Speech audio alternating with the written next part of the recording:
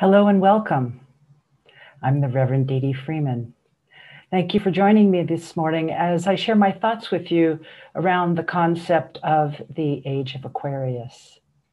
So the Age of Aquarius in recent years refers to the hippie and New Age movements of the late 1960s and early 1970s, the culture I was raised in. In 1969, the song Dawning of the Age of Aquarius was a #1 hit, and it was also sung at the music festival Woodstock that same year. The lyrics go like this, and I won't sing them, I promise. When the moon is in the 7th house and Jupiter aligns with Mars, then peace will guide the planet and love will steer the stars. This is the dawning of the Age of Aquarius. Now, as a 12-year-old, I loved this song and thought that the Age of Aquarius was magically going to happen and that I would grow up in a time, as the lyrics promised, of harmony and understanding, sympathy and trust abounding. And growing up in San Francisco in a hippie artist community during that time, trust me, I got to see more than my fair share of free love. However, at the same time, social unrest was everywhere. Martin Luther King had been assassinated, the Vietnam War was raging, and the free-loving hippies that I was associating with were angrily disrespecting our Vietnam vets. As I grew up, I learned that things just weren't that simple. So what is the dawning of the Age of Aquarius? And to put things in context, what age are we coming out of? So first of all, let's talk about what is an age? So there are 12 great ages, as they are known in astrology, and they mark a cycle of the Earth's slow but steady wobble around its axis as it rotates. So this wobble takes approximately 26,000 years to make a full cycle and results in each of the 12 constellations of the zodiac appearing over the eastern horizon during the spring equinox, which is the day that night and day are of equal time.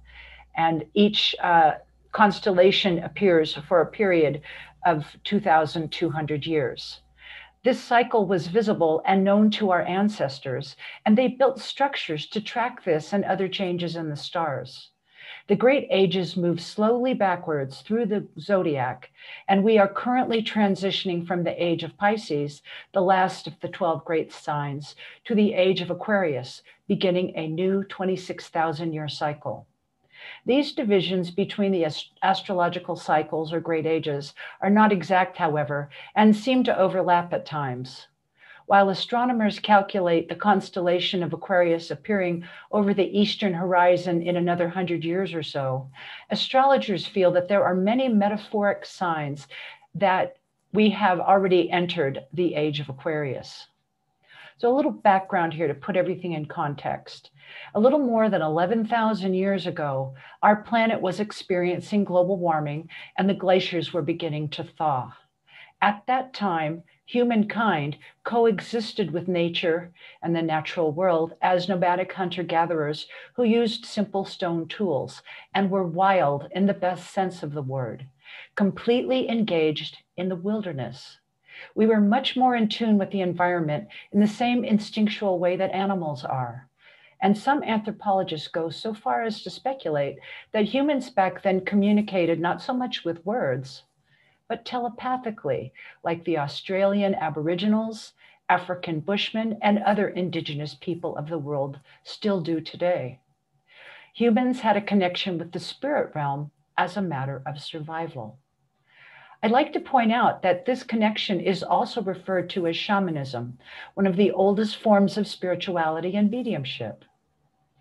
So let's take a quick look at the great ages from that time period until now and their astrological significance.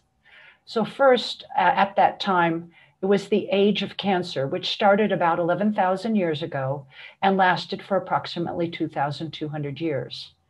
Now, in astrology, Cancer represents matriarchy, the mother, nurturing, family, settled life, and farming.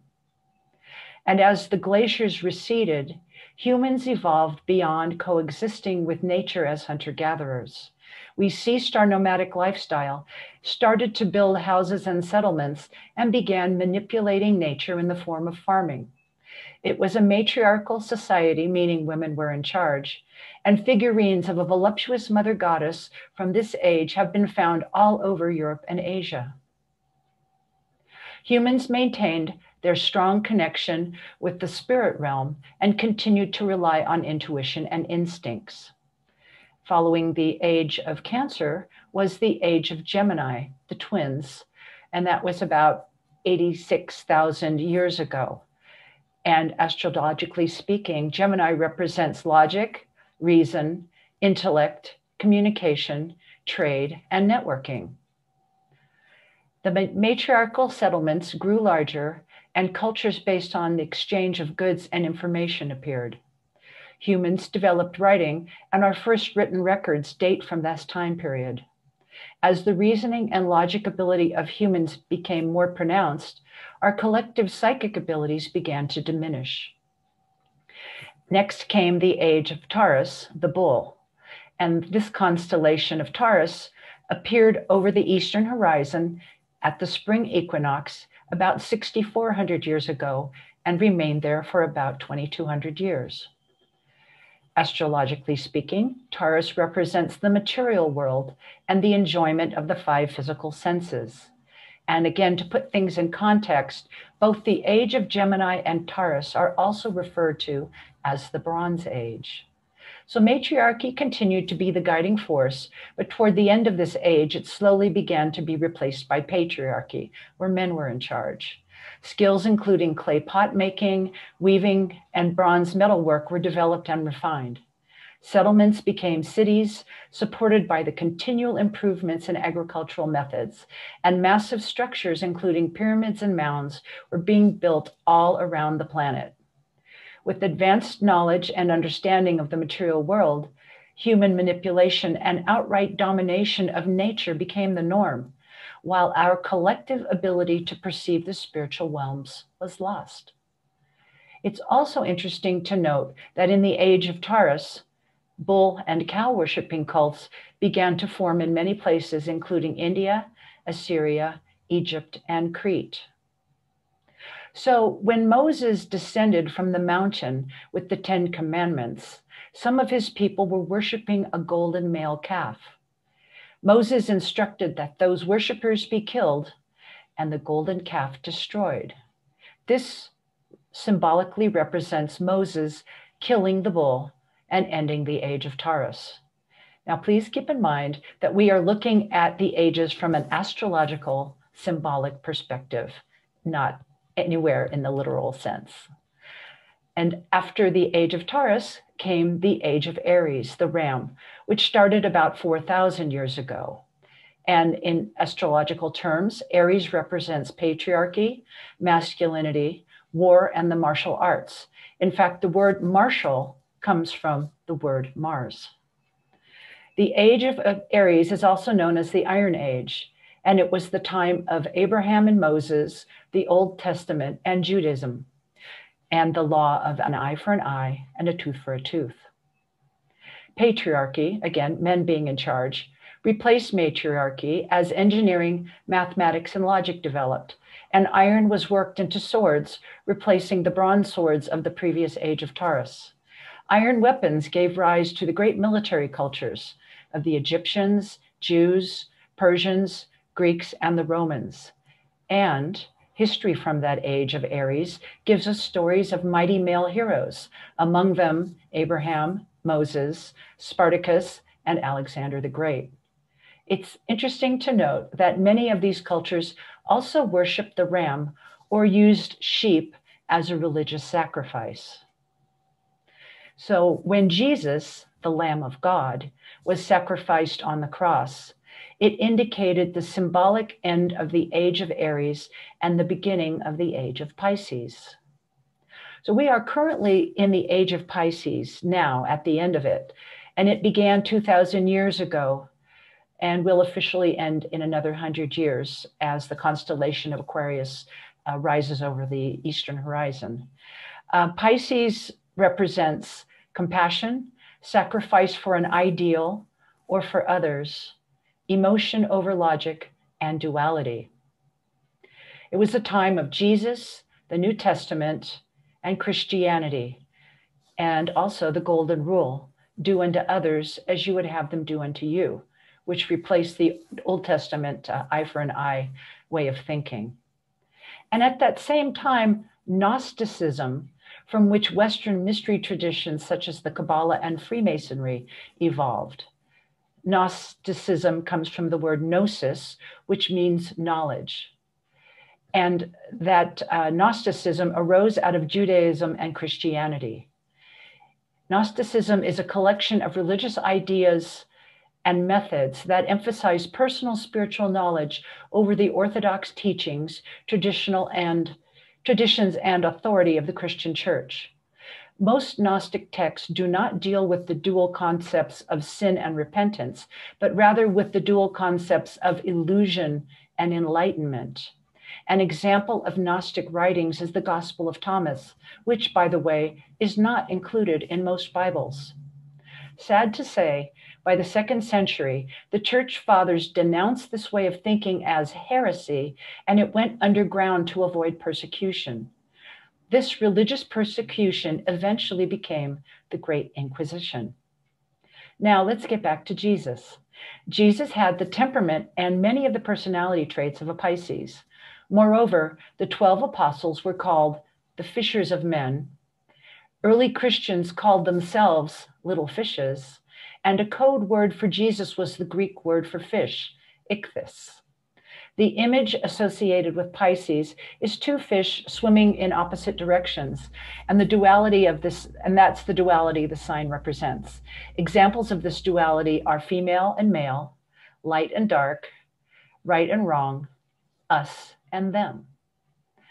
Separation.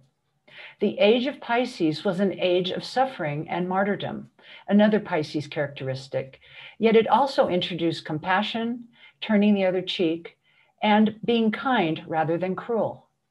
It also represented rigid orthodoxy, severe political institutions, and genocide. Those living in the age of Pisces came under the hammer of this rigid orthodox and political agendas, and individuals who stepped outside of sanctioned thought and behavior were ridiculed, ostracized, imprisoned, or even worse, tortured and killed. This is one of the darker sides of the age of Pisces. Religious persecution led to the Puritans of England boarding the Mayflower and setting sail for the New World. Their arrival led to the genocide of the indigenous people and the destruction of their so-called primitive, nature-oriented cultures.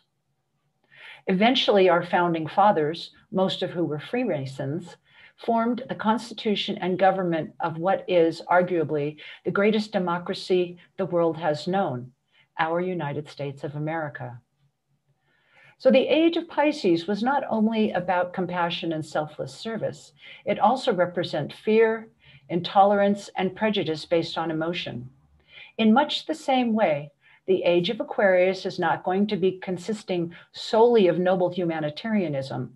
It will also include its share of unpredictable dysfunction in our leadership and institutions, and it will be up to us as individuals and collectively to which path we take. And it's unfolding before us right now, which is what led me to speak about the age of Aquarius. So let's take a look at the age of Aquarius, which we are entering now, right now, and it will continue for the next 2,000 years.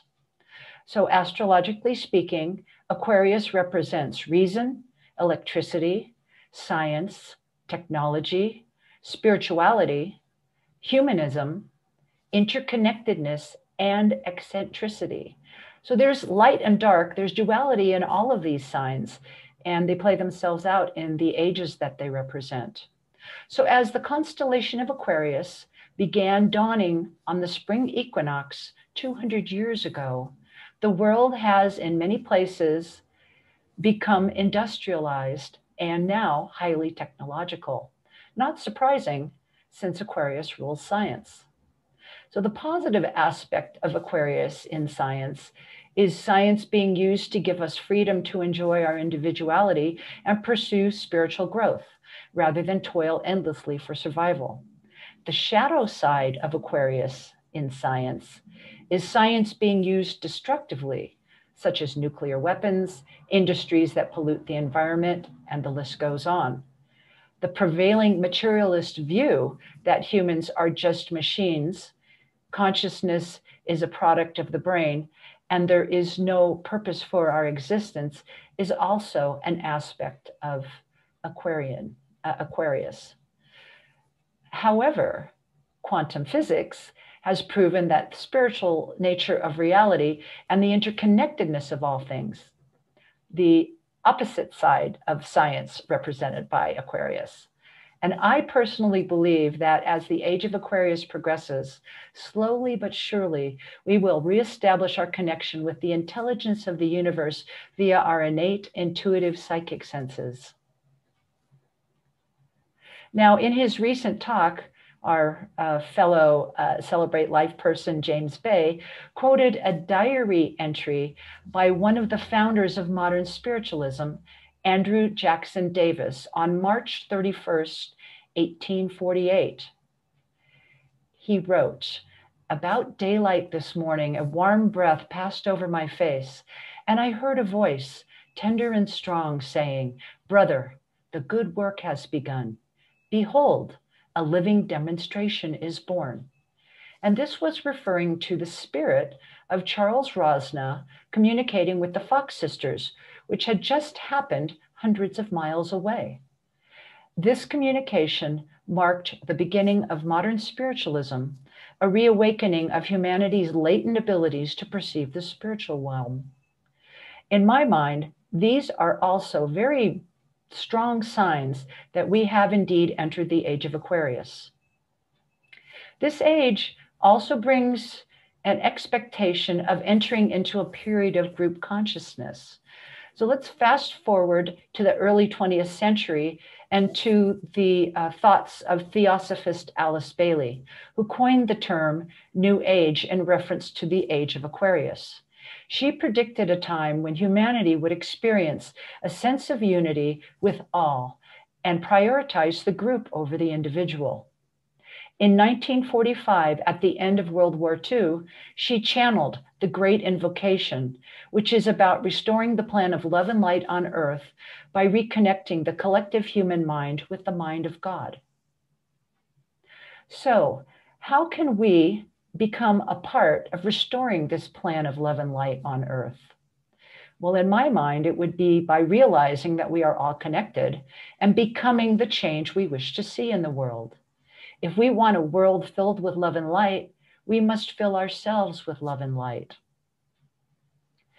And as our fellow Celebrate Life member Truth mentioned in her talk a few weeks ago, Homo sapien is evolving into Homo empathicus.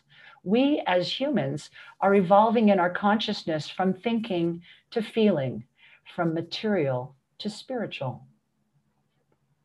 The age of Aquarius is about each one of us choosing to prioritize the group over ourselves. Imagine how much real harmony and understanding we can collectively create, one person at a time. So in summary, let's circle back around now to that song, The Age of Aquarius, and what the lyrics were predicting. When the moon is in the 7th house and Jupiter aligns with Mars, then peace will guide the planets and love will steer the stars. This is the dawning of the age of Aquarius.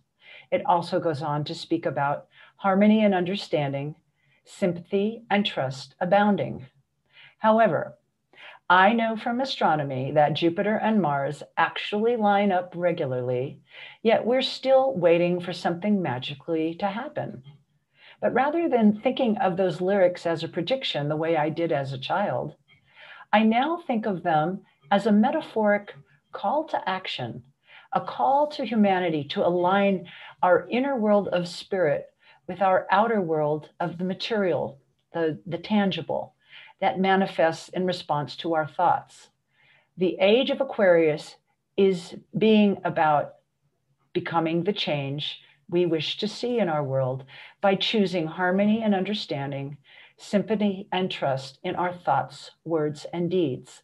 This in turn has a direct impact on the world around us. As individuals, if we actively work to integrate the spiritual and material parts of ourselves, then we will collectively enter the Age of Aquarius, a time when indeed peace will guide the planets and love will rule the stars. Thank you.